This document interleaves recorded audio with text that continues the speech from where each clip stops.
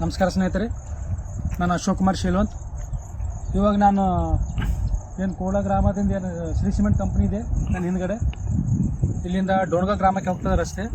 ಆ ರಸ್ತೆ ಪಕ್ಕದಲ್ಲಿದ್ದೀನಿ ನಾನು. ಇವತ್ತಿನ ವಿಷಯ ಏನಪ್ಪ ಅಂದರೆ, ಈ ಶ್ರೀ ಸಿಮೆಂಟ್ ಕಂಪ್ನಿ ಕುರಿತು ಹಲವು ವಿಡಿಯೋ ಮಾಡಿದ್ದೆ ನಾನು. ಹಲವು ಕಾಯ್ದೆ ಕಾನೂನು ಉಲ್ಲಂಘನೆ ಮಾಡಿದೆ ಅಂತ ತಿಳ್ಕೊಂಡು ಈ ಕಂಪ್ನಿ ಯಾರು ಹೇಳೋರಿಲ್ಲ ಕೇಳೋರಿಲ್ಲ, ಹಲವು ಬಾರಿ ದೂರು ಸಲ್ಲಿಸಿದೆ ನಾನು. 9-10 ವರ್ಷದಿಂದ ನಾನು ದೂರು ಸಲ್ಲಿಸ್ತಾ ಬಂದಿದ್ದೆ. ನಾನು ಯಾವುದೂ ಕ್ರಮ ಕೈಗೊಂಡಿಲ್ಲ. ಮತ್ತು ಈ ಸಿಮೆಂಟ್ ಕಂಪ್ನಿಗಳು ಒಂದರ ಮೇಲೆ ಒಂದು ನಿರ್ಮಾಣ ಮಾಡ್ತಾಯಿದ್ದೇವೆ. ಇದು ಮೊದಲು ಒಂದು ನಿರ್ಮಾಣ ಆಗಿತ್ತು, ಇವಾಗ 2-3 ವರ್ಷದಲ್ಲಿ ಇದು 2ನೇ ಘಟಕ ನಿರ್ಮಾಣ ಮಾಡಿದ್ದಾರೆ ಸ್ನೇಹಿತರೆ. ಇದು 2ನೇ ಪಕ್ಕದಲ್ಲಿ 2ನೇ ಸಿಮೆಂಟ್ ಉತ್ಪಾದನಾ ಘಟಕ, 2ನೇ ಕ್ಲಿಂಕರ್ ಉತ್ಪಾದನಾ ಘಟಕ, ವಿದ್ಯುತ್ ಉತ್ಪಾದನಾ ಘಟಕ ಮತ್ತು ಹಲವು ಘಟಕಗಳು ನಿರ್ಮಾಣ ಮಾಡಿದ್ದಾವೆ. ಯಾರು ಹೇಳೋರಿಲ್ಲ ಕೇಳೋರಿಲ್ಲ. ಇದು ಯಾವುದೂ ಪರ್ಮಿಷನ್ ಇಲ್ಲ, ಇದು ಕೋಡ್ಲ ಗ್ರಾಮ ಪಂಚಾಯತ್ ವ್ಯಾಪ್ತಿಯಲ್ಲಿ ಬರ್ತದೆ. ಪ್ರಾರಂಭದಲ್ಲಿ ಕೋಡ್ಲ ಗ್ರಾಮ ಪಂಚಾಯತ್ ವ್ಯಾಪ್ತಿಯಲ್ಲಿ ಬರ್ತಿತ್ತು. ಇವಾಗ ಬೆನಕಳ್ಳಿ ಗ್ರಾಮ ಪಂಚಾಯತ್ ವ್ಯಾಪ್ತಿಯಲ್ಲಿ ಪ್ಲಾಂಟ್ ಬರ್ತದೆ ಮತ್ತು ಮೈನ್ಸ್ ಅಂತ ಕೋಡ್ಲ ಗ್ರಾಮ ಪಂಚಾಯತ್ ವ್ಯಾಪ್ತಿಯಲ್ಲಿ ಬರ್ತದೆ. ಇದು ಯಾವುದೇ CSR ಚಟುವಟಿಕೆಗಳು ಕ್ರಮ ಕೈಗೊಂಡಿಲ್ಲ ಸ್ನೇಹಿತರೆ. ಮತ್ತು ಇನ್ನೂವರೆಗೂ 10-15 ವರ್ಷ ಆಯಿತು ಟ್ಯಾಕ್ಸ್ ಕಟ್ಟಿಲ್ಲ. ಮತ್ತು ಈ ಕಂಪ್ನಿದು ಒಂದು ಘಟಕ ಹೋಗಿ 2 ಘಟಕ ಆಯಿತು, ಅದು ಪರ್ಮಿಷನ್ ಇಲ್ಲ. ಯಾರೇ ಒಬ್ಬ ಸಾಮಾನ್ಯ ವ್ಯಕ್ತಿ ಮನೆ ಕಟ್ಟಬೇಕಾದ್ರೆ ಹಲವು ಅಡೆತಡೆಗಳು ಬರ್ತಾವೆ. ಸರ್ಕಾರಿ ನೌಕರಗಳು ಅವರಿಗೆ ಪರ್ಮಿಷನ್ ಕೊಡಲ್ಲ, ಸಾಕಷ್ಟು ತೊಂದರೆ ಕೊಡ್ತಾರೆ. ಇಂಥವು ದೊಡ್ಡ ಪ್ರಮಾಣದಲ್ಲಿ ಇಂಥ ದೊಡ್ಡ ಸಿಮೆಂಟ್ ಘಟಕಗಳು ನಿರ್ಮಾಣ ಮಾಡ್ತಾಯಿದ್ದಾರೆ. ಇದು ಯಾರೂ ಹೇಳೋರಿಲ್ಲ ಕೇಳೋರಿಲ್ಲ. ಇದು ಡಾಕ್ಟರ್ ಶರಣಪ್ರಕಾಶ್ ಪಾಟೀಲ್ ಅವರು ಏನು ಮಾಡ್ತಾಯಿದ್ದಾರೆ, ಇದರಿಂದ ಹಲವು ಶ್ರೀ ಸಿಮೆಂಟ್ ಕಂಪನಿ ಹಲವು ಕಾಯ್ದೆ ಕಾನೂನು ಉಲ್ಲಂಘನೆ ಮಾಡ್ತಾಯಿದ್ರು ಕೂಡ ಅವ್ರಿಗೆ ನಾನು ದೂರು ಸಲ್ಲಿಸ್ತಾ ಇದ್ದರೂ ಕೂಡ ಅವ್ರು ಇನ್ನೊವರೆಗೆ ಯಾವುದೂ ಕ್ರಮ ಕೈಗೊಂಡಿಲ್ಲ. ಹೀಗಾಗಿ ಇವಾಗ 3 ವರ್ಷ ಡಿಸ್ಟ್ರಿಕ್ಟ್ ಇನ್ಚಾರ್ಜ್ ಮಿನಿಸ್ಟರ್ ಇದ್ದರು ಪ್ರಿಯಾಂಕ್ ಖರ್ಗೆ ಅವರು ಕೂಡ ಏನೂ ಕೆಲಸ ಮಾಡಿಲ್ಲ. ಈ ಶರಣಪ್ರಕಾಶ್ ಪಾಟೀಲ್ 15-20 ವರ್ಷ ಆಯಿತು, ಅವ್ರು ಕೂಡ ಏನು ಕೆಲಸ ಮಾಡ್ತಾಯಿಲ್ಲ.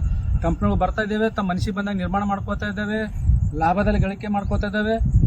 ಆದರೆ ಇಲ್ಲಿ ಜನರ ಜೊತೆ ಸೇರ್ತಾ ಇಲ್ಲ ಮತ್ತು ರೈತರಿಗೆ ಏನು ಅವರು ಉದ್ಯೋಗ ಕೊಡ್ತಾ ಇಲ್ಲ, ಅವ್ರ ಕವಳೆ ಕಾಸಿನ ಕಿಮ್ಮತ್ತು ಕೊಡ್ತಾ ಇಲ್ಲ, ಅವ್ರ ಮಕ್ಕಳಿಗೆ ಉದ್ಯೋಗ ಕೊಡ್ತಾ ಇಲ್ಲ.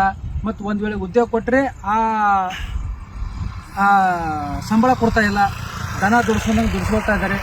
ಹೀಗಾಗಿ ಈ ಮುಂಚೆ 2-3 ಬಾರಿ ನಾನು ವಿಡಿಯೋ ಮಾಡಿದ್ದೆ.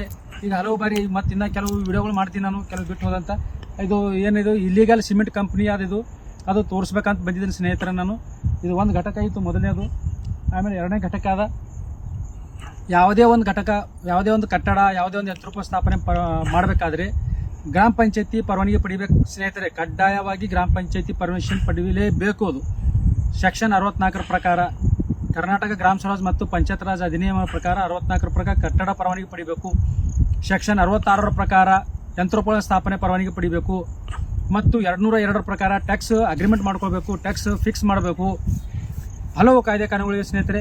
ಮತ್ತು ಕರ್ನಾಟಕ ಭೂ ಸುಧಾರಣೆ ಕಾಯ್ದೆ 1961 109 ಪ್ರಕಾರ ಮಾಡ್ಕೋಬೇಕಾಗಿತ್ತು, ಮಾಡಿಲ್ಲ.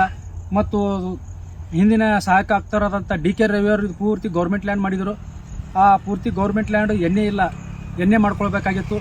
ಎಣ್ಣೆ ಇಲ್ಲದೆ ಇದು ಮಾಡಿದ್ದಾರೆ, ಕಟ್ಟಡ ಮಾಡ್ತಾಯಿದ್ದಾರೆ. ಅದು ಎಣ್ಣೆ ಸಲುವಾಗಿ ಅದು ಅನೇಕ ಸರ್ಕಾರಕ್ಕೆ ಪತ್ರ ವ್ಯವಹಾರ ಮಾಡಿದ್ರು ಕೂಡ ಇನ್ನವರೆಗೂ ಅದ್ರದ್ದು ಉತ್ತರ ಬಂದಿಲ್ಲ. ಇವೆಲ್ಲ ಕಂಪ್ನಿಯ ಕರ್ನಾಟಕ ಭೂ ಸುಧಾರಣೆ ಕರ್ನಾಟಕ ಭೂ ಕಂದಾಯ ಕಾಯ್ದೆ 1964 ಸೆಕ್ಷನ್ 95 ಪ್ರಕಾರ ಎಣ್ಣೆ ಮಾಡ್ಕೊಳ್ಬೇಕಾಗಿತ್ತು. ಈ ಕಂಪ್ನಿದು ಇನ್ನವರೆಗೂ ಯಾವುದೂ ಎಣ್ಣೆ ಇಲ್ಲ. ಹೀಗಾಗಿ ಇದು 240 ಎಕರೆ ಕೋಡ್ಲ ಜಮೀನು ಬರ್ತದೆ ಸ್ನೇಹಿತರೆ. ಅದು ಕೂಡ ಸರ್ಕಾರಿ ಜಮೀನು, ಅದು ಕೂಡ ಕಬ್ಜಾ ಮಾಡ್ಕೊಂಡಿದ್ದಾರೆ, ಅದರಲ್ಲೇ ಮೈನ್ಸ್ ಮಾಡ್ತಾಯಿದ್ದಾರೆ. ಮತ್ತಿದು 1148 ಎಕರೆ ಇದು ಇದೆ ಸ್ನೇಹಿತರೆ. ಇದು ಏನಿಲ್ಲ, ಇದು ಗೌರ್ಮೆಂಟ್ ಲ್ಯಾಂಡ್ ಇದೆ. ಹೀಗಾಗಿ ಅದು ಎಣ್ಣೆ ಮಾಡ್ಕೊಡದೆ ಇಂಥ ಬೃಹತ್ ಕಟ್ಟಡಗಳು ನಿರ್ಮಾಣ ಮಾಡಿದ್ದಾರೆ, ಯಂತ್ರೋಪಸ್ಥಾಪನೆ ಮಾಡಿದ್ದಾರೆ. ಮತ್ತು ನಗರ ಮತ್ತು ಗ್ರಾಮಾಂತರ ಯೋಜನೆ ಕಾಯ್ದೆ ಪ್ರಕಾರ ತಾಂತ್ರಿಕ ಅನುಮೋದನೆ ಪಡೆಯಲಾರ್ದಕ್ಕಿಂತ ಮುಂಚೆನೇ ಮಾಡಿದೆ. ಹೀಗಾಗಿ ಸಾಕಷ್ಟು ಹಲವು ಕಾಯ್ದೆ ಕಾನೂನು ಉಲ್ಲಂಘನೆ ಮಾಡಿ ಈ ಕಂಪ್ನಿ ನಿರ್ಮಾಣ ಮಾಡಿದ ಸ್ನೇಹಿತರೆ. ಮತ್ತು ಇಲ್ಲಿ ರೈತರಿ ಮಕ್ಕಳಿಗೆ ಯಾವುದೇ ಉದ್ಯೋಗ ಕೊಟ್ಟಿದ್ರು ಕಡಿಮೆ ವೇತನದಲ್ಲಿ ದುಡಿಸ್ಕೋತಾ ಇದ್ದಾರೆ. ನಾನು ಹೇಳೋದು ಏನಪ್ಪ ಅಂದರೆ, ಇದು ಪೂರ್ತಿ ಕಂಪ್ನಿ ಇಲ್ಲಿಗಲ್ ಆಗಿದೆ. ಮತ್ತು ಈ ಕಂಪ್ನಿ ಏನು ಯಾವಾಗ ಮೈನಿಂಗ್ ಸ್ಟಾರ್ಟ್ ಮಾಡಿದೆ ಸ್ನೇಹಿತರೆ, ಅವಾಗಿನಿಂದ ಇಲ್ಲಿಯ ಪಕ್ಕದಲ್ಲಿರುವ ದೋಣಗಾಂವ್ ಅಲ್ಲಿ ನೀರು ಕಲ್ಮಶವಾಗಿ ಕೆಮಿಕಲ್ ನೀರು ಬರ್ತಾ ಇದೆ. ಜನರ ಜೊತೆ ಚೆಲ್ಲಾಟ ಆಡ್ತಾ ಇದ್ದಾರೆ. ಅದ್ರ ಬಗ್ಗೆ ಯಾರು ತನಿಖೆ ಮಾಡ್ತಾ ಇಲ್ಲ. ಅಲ್ಲೆಲ್ಲ ಕೆಟ್ಟ ನೀರು, ವಾಸನೆ ನೀರು ಬರ್ತವೆ. ಹೀಗಾಗಿ ಅಲ್ಲಿ ರೋಗ ರುಜಿನ ಹರಡುವ ಸಂಭವ ಇದೆ. ಕೆಮಿಕಲ್ ನೀರಿನಿಂದ ಜನರು ಪ್ರಾಣ ಜೊತೆ ಚೆಲ್ಲಾಟ ಆಡ್ತಾ ಇದೆ ಶ್ರೀ ಸಿಮೆಂಟ್ ಕಂಪನಿ. ಹೀಗಾಗಿ ನಾನು ಹಲವು ಬಾರಿ ಇದರ ಕುರಿತು ಡಾಕ್ಟರ್ ಶ್ಯಾಮಪ್ರಕಾಶ್ ಪಾಟೀಲ್ ಅವರಿಗೆ ಈ ಕಂಪನಿ ಬಿದ್ದಾಗಿನಿಂದ, ಕಂಪನಿ ಪ್ರಾರಂಭ ಮಾಡಿದಾಗಿನಿಂದ ನಾನು ಹಲವು ಬಾರಿ ದೂರು ಸಲ್ಲಿಸ್ತಾ ಇದ್ದೀನಿ. ಅವ್ರು ಯಾವುದೇ ಒಂದು ಕ್ರಮ ಕೈಗೊಳ್ತಾ ಇಲ್ಲ, ಯಾವುದೇ ಒಂದು ಪತ್ರ ಬರೀತಾ ಇಲ್ಲ. ಕೇವಲ ಕಾಟಾಚಾರಕ್ಕಾಗಿ ಸಭೆ ಸಮಾರಂಭದಲ್ಲಿ ಹೇಳ್ತಾರೆ ಅವರು ಕಂಪನಿಗಳು ಲಾಭದಲ್ಲಿವೆ, ಅವು ಜನರ ಜೊತೆ ಬೆರಿಬೇಕು, ಜನರು ಹೆಲ್ಪ್ ಮಾಡಬೇಕು, ಗ್ರಾಮಗಳು ಉದ್ಧಾರ ಮಾಡ್ಬೇಕಂತ. ಆದರೆ ನಾನು ಇದೇ ಕಂಪ್ನಿಗಳು ಈ ರೀತಿ ಕಾಯ್ದೆ ಕಾನೂನು ಉಲ್ಲಂಘನೆ ಮಾಡ್ತಾ ಇದ್ದೇವೆ, ಈ ರೀತಿ ಇದು ಮಾಡ್ತಾ ಇದ್ದೇವೆ, ಅನ್ಯಾಯ ಮಾಡ್ತಿದೆ ಅಂತ ನಾನು ದೂರು ಸಲ್ಲಿಸೋರು ಕೂಡ ಅದ್ರ ಬಗ್ಗೆ ಕ್ರಮ ಕೈಗೊಳ್ಳಲ್ಲ. ಇವು ಡಾಕ್ಟರ್ ಶ್ಯಾಮಪ್ರಕಾಶ್ ಪಾಟೀಲ್ ಹೇಳೋದೊಂದು ಮಾಡೋದೊಂದಿದೆ. ಹೀಗಾಗಿ ಇವೆಲ್ಲ ಕಂಪ್ನಿಯ ಏಜೆಂಟ್ರ ಥರ ಕೆಲಸ ಮಾಡ್ತಾ ಇದ್ದಾರೆ ಅವರು.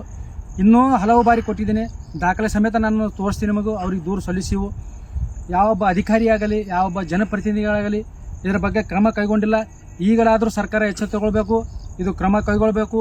ಕೂಡಲೇ ಇದು ಏನು ಶ್ರೀ ಸಿಮೆಂಟ್ ಕಂಪನಿ ಆದ ಒಡೆದು ಹಾಕಬೇಕು. ಒಂದು ವೇಳೆ ಒಡೆದು ಹಾಕಲಿಲ್ಲ ಅಂದರೆ ಅದ್ರ ಏನು ಮೂಲ ಬಂಡವಾಳ ಅದ ಅದ್ರ 3 ಪಟ್ಟು. ಅಂದರೆ ಇದು ಮೊದಲನೇ ಘಟಕದ ಒಂದು 2,000, ಈಗಿನ ಘಟಕದ ಎರಡನೇ ಘಟಕದ 2,000 ಅಂದ್ರೆ 4,000 ಅಂದ್ರೆ 4 3 12,000 ಕೋಟಿ ಆಗ್ತದೆ ಸ್ನೇಹಿತರೆ. ಒಂದು ವೇಳೆ 12,000 ಕೋಟಿ ಇವ್ರು ಕಟ್ಟಿದ್ರೆ ಬಿಟ್ಟು ಬಿಡ್ರಿ, ಇಲ್ಲಾಂದ್ರೆ ಇವ್ರು 12,000 ಕೋಟಿ ದಂಡ ವಸೂಲಿ ಮಾಡಬೇಕು.